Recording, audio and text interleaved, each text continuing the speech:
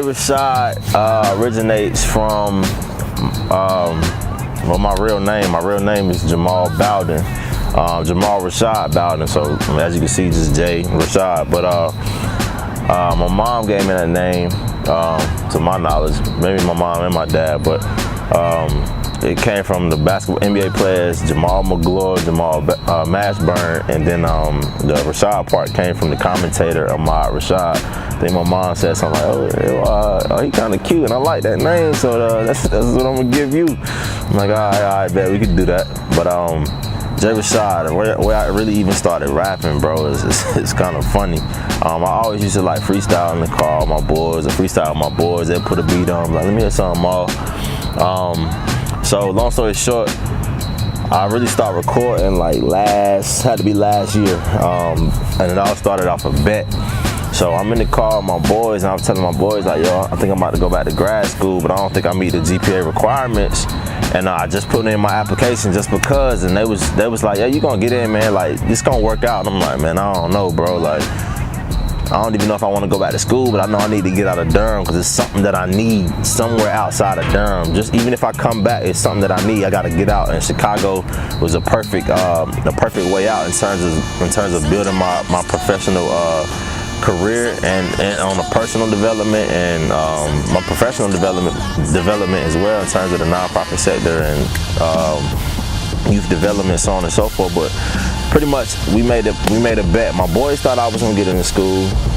I was doubting myself on it because I clearly didn't meet the GPA requirements. I don't even know my GPA, but I got in. But long story short, I got in, and the bet was, since they thought I would get in, if I lost, I had to drop either a song, an EP, or a tape, or album, or something. So after I put the application in, 2 weeks later, 2-3 weeks later, I got a email like, congratulations, Jamal Bowden, you have been accepted into Adler University. I'm like, first off, I'm like, damn, I'm going to Chicago 1.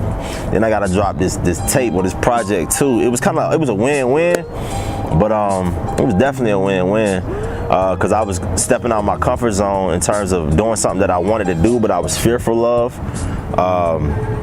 And then another thing, I was stepping out of my comfort zone because I'm going to a whole new state by myself. Well, not really by myself, because my cousin Quentin was already out there. He the one that taught me into coming out there, and then I just started doing my research. But he made it a lot easier. But it was just more so just stepping out of my comfort zone, man. And greatest thing I could have did, man. The greatest thing I could have did.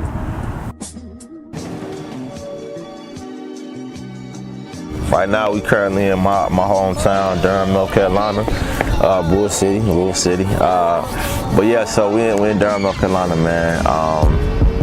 And I went to school at first Pearsontown Elementary, Rogers Hurt Middle School, and I went to C.E. Jordan, or Jordan High School, Falcon Pride. But long story short, man, what Durham has done for me was pretty much gave me a strong foundation in terms of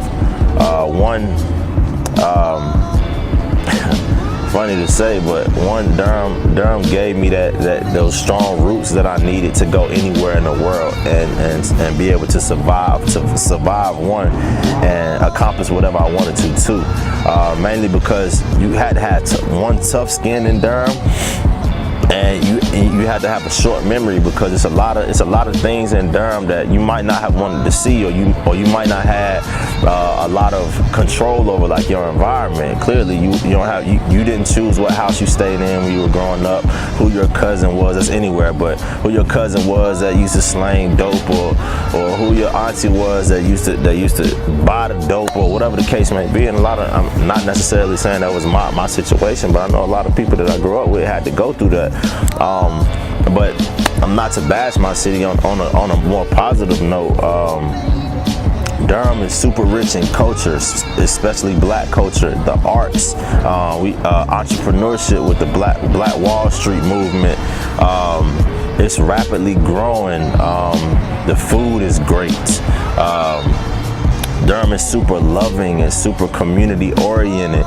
And those are the values that were instilled in me outside of my mom, just my city as a whole, and the people that I connected with, and even people I don't connect with. Like Durham is super rich in community, but on a more music scale, like I said before, it's pretty divisive, and that's one of the things that I'm pretty much putting on my back, and I want to change that culture of, at least on a music scale, bringing everybody together.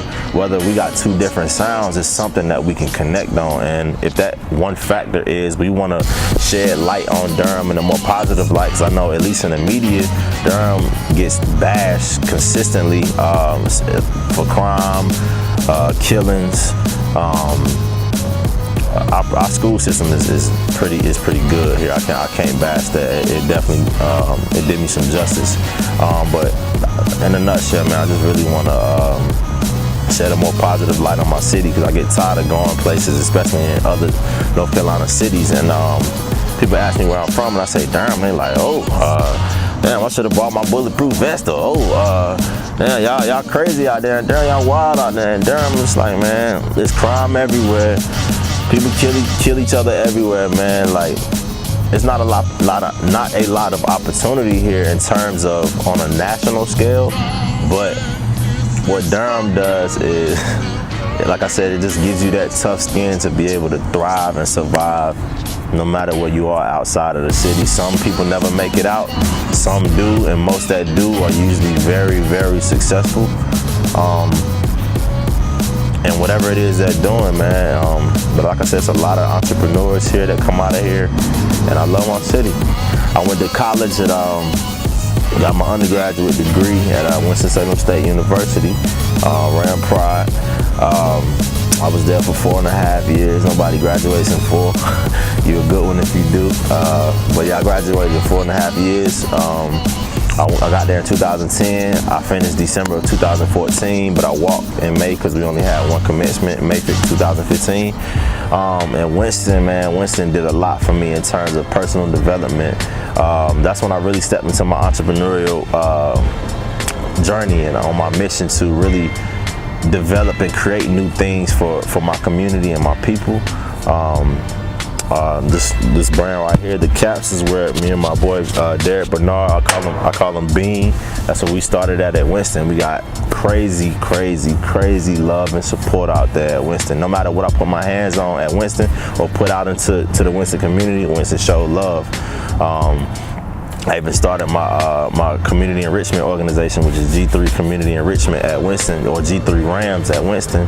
Still going on there. I haven't put my hands on it as much as I wanted to, but that just goes to show you put the vision out, you put the right people in place, it'll get done.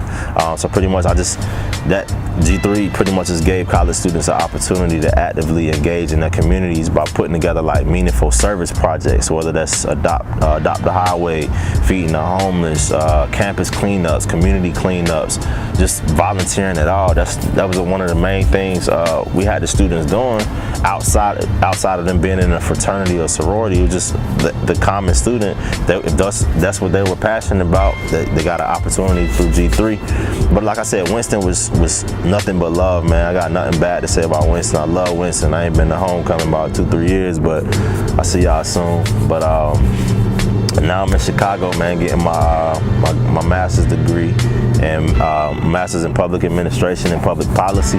So it's a 2-year program. So I'll be done actually on my birthday. My completion date is August 13th, 2018. But I'll be moving back to the Raleigh-Durham area, to the Durham-Raleigh area in April, May. So to finish up my degree from afar, because I have to do an internship. I'm gonna do an internship in this area. That's how I'm gonna further the nonprofit, which is G3 Working with the Youth, which I branched out of the Boys and Girls Club here in Durham. I branched it out of there, working with the youth, just doing like creative arts programs, professional development programs. Man, he was on point, man. He was the best, and him leaving is one of the reasons we've lost some teams. Yeah. So, don't give me all that praise. Can't take all that. Kids vote with their feet. That's a real thing. I did hear that. Kids vote with their feet, and If they're coming to a place that doesn't feel like it's home, they're gonna go somewhere else. So we got to get them back. So when you come back, I get them back. All right, I'm serious. I'm just emailing. Tell me if we can do it. It's working out, man. It's definitely working out. So pretty much what I'm doing with that in school was I went to Chicago to put together my blueprint to bring back to the crib, which is Durham, which is North Carolina. So I wanted to make a immediate impact on the city and the state that poured so much into me. So it's my turn to do the pouring, man. So I'm ready to get to work, man.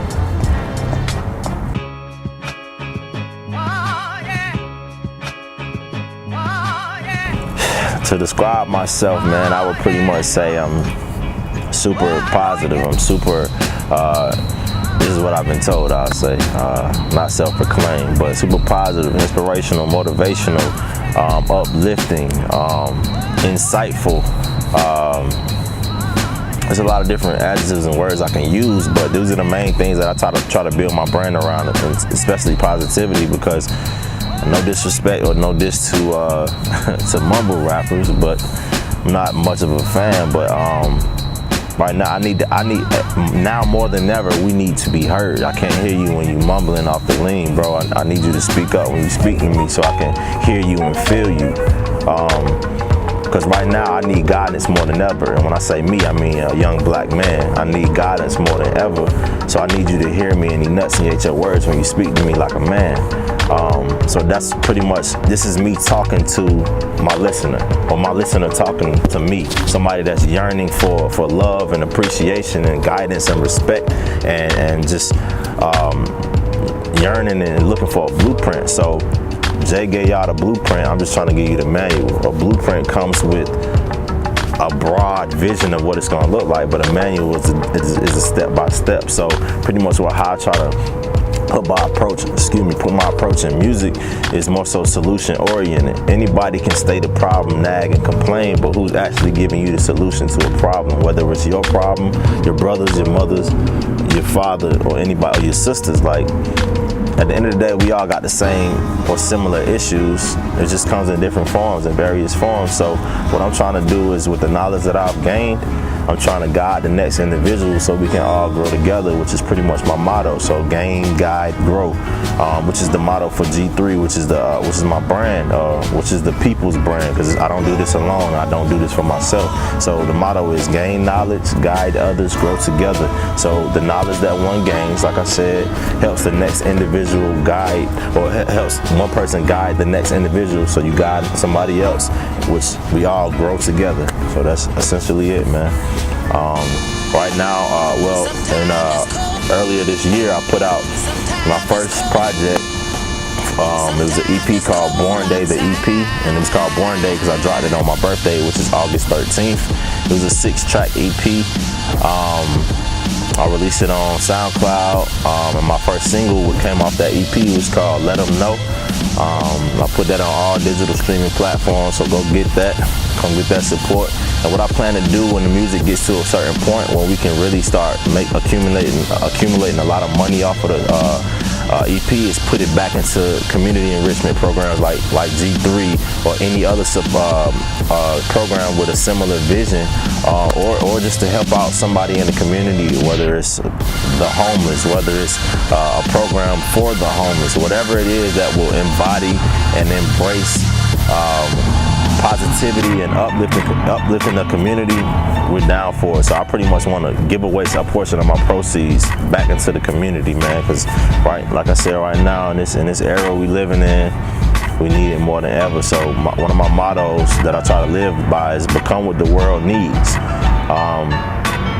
I can nag and complain all day about what I don't have, or the things that I want, but what about the things that I need? What about the things that other people need? So I have to become that first before I can complain about what I don't have and what I want. So like I said, man, I'm trying to become what the world needs. If I feel like the world needs positivity, upliftment, and just a genuine spirit, the best way I know how at this moment in my life is through my pen, getting behind the mic. And that's Jay Rashad.